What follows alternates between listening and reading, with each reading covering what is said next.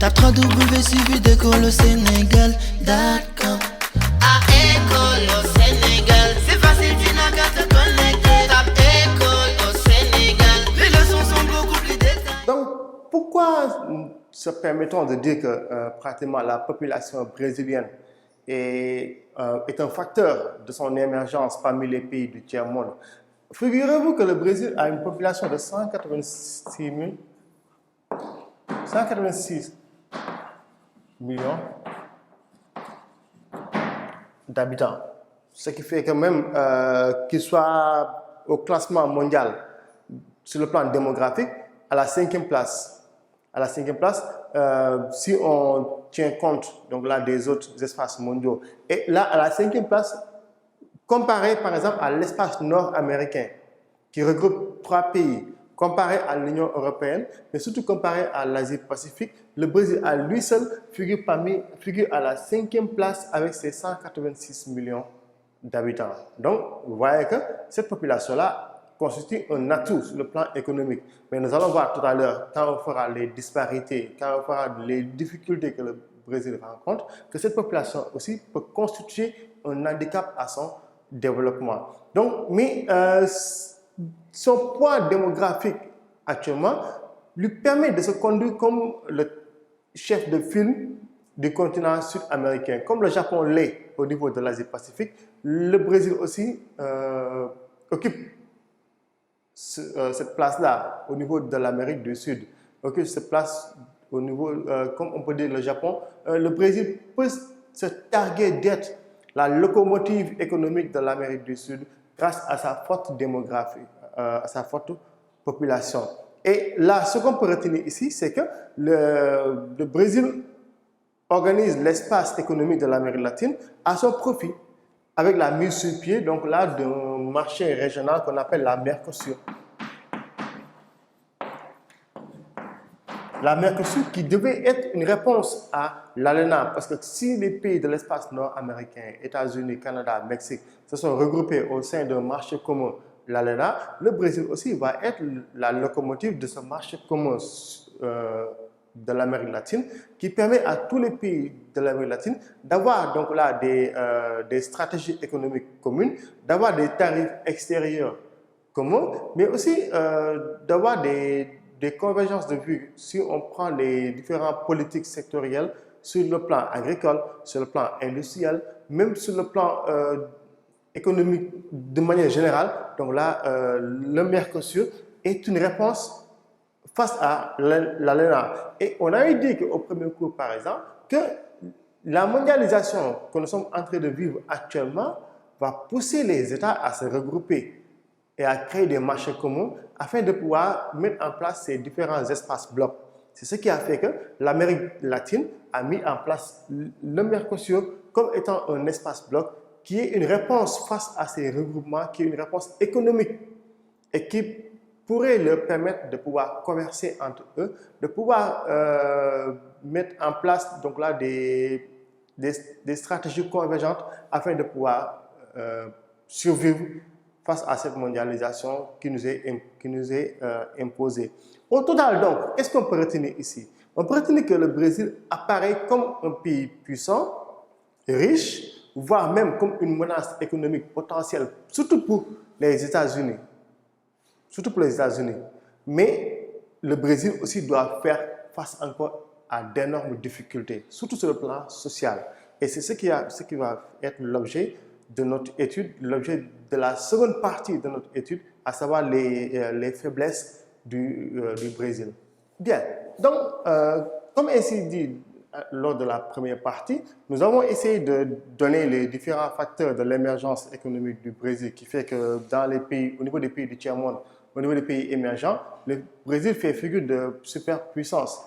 Voilà pourquoi j'ai dit tantôt au début de mes propos que le Brésil, la Chine, les 4 BRICS sont les pays à revenus intermédiaires et qui permettent de pouvoir, qui à travers leur économie se sont hissés à certaines places au niveau mondial. Mais malgré tout, le Brésil aussi présente donc là des difficultés.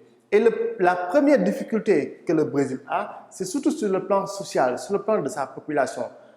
Sa population pouvait être un atout avec ça 186 millions d'habitants, mais malheureusement aussi cette population-là va être un handicap. Et comme pour ainsi dire que le Brésil est parmi les pays les plus inégalitaires et les plus injustes au monde. Pourquoi cela? Parce que si on fait une petite étude des inégalités sociales qu'on a dans le Brésil, nous allons voir que pratiquement 10% des Brésiliens les plus riches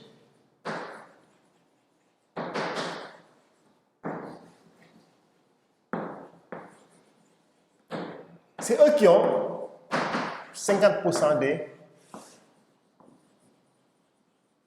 de la richesse nationale.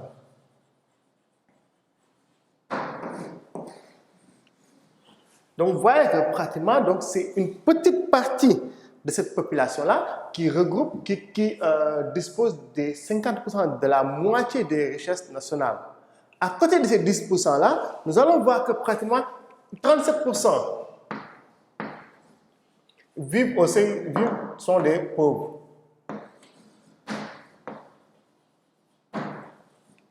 37% de cette population sont des pauvres et 20%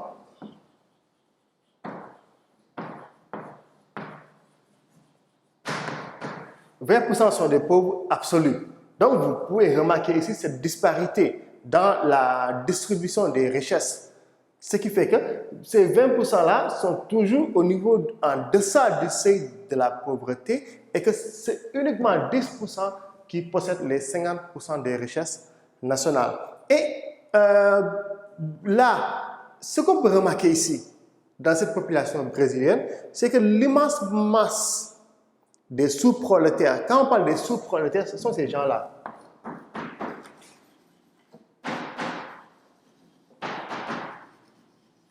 Les sous-prolétaires, c'est-à-dire ce sont des ouvriers. La plupart, ce sont des ouvriers agricoles, ce sont des ouvriers qui travaillent dans les exploitations minières. Donc, cette immense masse-là, et qui sont malheureusement, et les sans emploi aussi, vivent en marge de la croissance et du miracle brésilien. Donc, en général, ce sont ces gens qui habitent dans la forêt amazonienne, ce sont les gens qui habitent dans les favelas, ce sont les gens qui habitent dans les sertao, donc ce sont des quartiers défavorisés. Et c'est eux qui sont pratiquement les gens qui travaillent donc là, qui sont les plus exploités dans la masse ouvrière.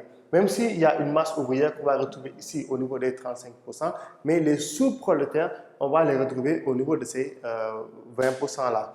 Et pour ces derniers, c'est-à-dire les sous-prolétaires, pour ces derniers, ce qu'on peut noter comme phénomène dans le vécu quotidien, c'est soit la drogue, la prostitution, la criminalité, mais surtout le travail des enfants, qui est très important là-bas. Beaucoup d'enfants sont exploités au niveau de ces quartiers défavorisés.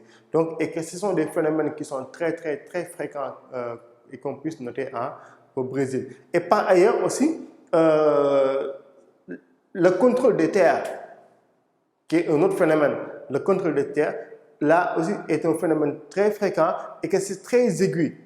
Voilà même pourquoi on peut même dire que la question agraire, la question des terres agricoles n'est toujours pas encore résolue au Brésil parce que tout simplement, cette masse, cette énorme superficie agricole est entre les mains de ces 50%-là alors que les prolétaires ne peuvent pas encore pour autant disposer de ces terres-là. Et même, c'est ce qui est arrivé quand le président donc, Lula est arrivé au pouvoir en 2002. Certains gens pensaient que Lula, étant un ouvrier, et un ouvrier qui vient au pouvoir, va pouvoir mettre en place des réformes afin que la masse prolétaire. Sur le plan social, le Brésil a d'énormes difficultés, le Brésil a des erreurs à rattraper. Deuxième élément ici qu'on a, c'est au niveau, on a des forts contrastes régionaux.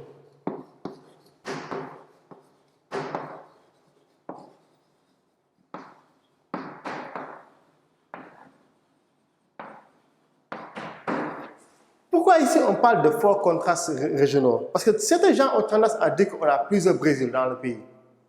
Et pourquoi plusieurs Brésil? Parce que les disparités régionales sont très importantes. Et c'est ce qui a même amené à dire que soit on a ce qu'on appelle au Brésil, la Suisse, le Pakistan, le Far West, tous ces éléments-là sont réunis sur le territoire brésilien.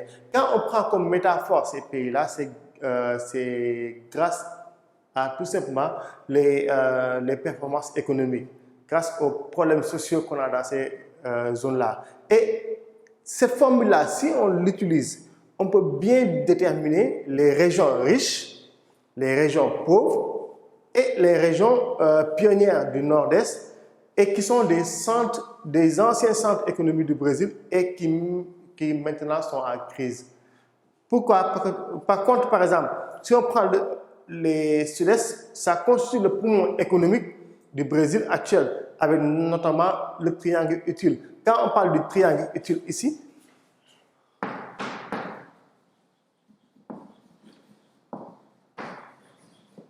on a Sao Paulo, nous avons Belo Horizonte,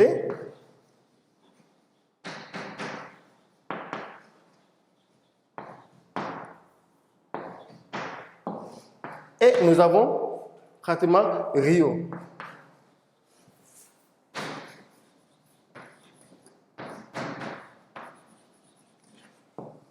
Donc, c'est ça qu'on appelle le triangle utile, et que c'est cette zone-là qui, on peut dire, est le poumon économique du Brésil. La plupart des unités industrielles établies au Brésil là, sont concentrées entre ces trois régions-là, Sao Paulo, Belo Horizonte et Rio. Ensuite, il y a d'autres régions comme Santos qui est l'un des pôles les plus développés au monde. Et maintenant, à l'ouest intérieur, avec Brasilia qui est devenue la capitale, là on a les régions pionnières de l'Amazonie. Comme pour dire qu'au Brésil, il y a plusieurs zones. D'abord, on a cette zone constituée de ce qu'on a dit tantôt, les régions riches. Ces régions riches-là, on peut les mettre dans le triangle utile qu'on a ici. Nous avons les régions pauvres et les régions pionnières. Donc, et à l'intérieur maintenant de ces régions-là, il y a des zones qui sont dans l'extrême pauvreté, comme dans les zones constituées de favelas, où il y a énormément de problèmes sociaux. Donc là, c'est aussi le deuxième élément qui permet de dire que le Brésil donc, a toujours des faiblesses. Troisième élément aussi, c'est que le Brésil a une forte dépendance économique. Pourquoi c'est une dépendance économique? On dirait que l'économie brésilienne est dépendante et extravertie. Pourquoi? Parce que 40% des exportations des produits manufacturés sont les faits des firmes étrangères implantées en Brésil. Ce n'est pas des firmes brésiliennes qui exploitent ces matières premières-là, qui exportent ces matières premières. C'est des firmes étrangères qui sont des industries, des entreprises étrangères qui sont établies au Brésil, mais qui malheureusement exportent ces matières premières en dehors du territoire brésilien. Donc, cela veut dire que cette exportation-là ne sera pas comptabilisée dans le PIB brésilien. Parce que tout simplement, c'est des capitaux qui sont exportés à l'étranger, c'est tout simplement des firmes qui sont là-bas. Ensuite, ce qu'on peut voir là-bas, c'est que 500 sociétés françaises qui sont établies au Brésil exploitent plus de 200 000 Brésiliens. Je dis bien exploitent, parce que tout simplement, ici, nous avons les sous-prolétaires. Et en général, ce sont ces sous-prolétaires-là qui sont les plus utilisés par ces entreprises françaises. Et en plus aussi, la situation du Brésil actuellement est très catastrophique sur le plan financier, avec un endettement qui peut être évalué à plus de 150 milliards de dollars. Et là, comme on peut dire que le Brésil fait figure des pays les plus endettés. Donc voilà, de façon ramassée, donc les différents problèmes que le Brésil a. Et que malgré tous ces problèmes aussi, on peut dire que le Brésil fait figure aussi parmi les premières puissances mondiales, mais surtout parmi les premières puissances du tiers-monde. Raison pour laquelle on peut bel et bien avancer que si on se fiait aux résultats économiques, le Brésil serait un pays développé, mais si on y ajoute les problèmes démographiques, les problèmes sociaux, le Brésil serait aussi un pays sous-développé.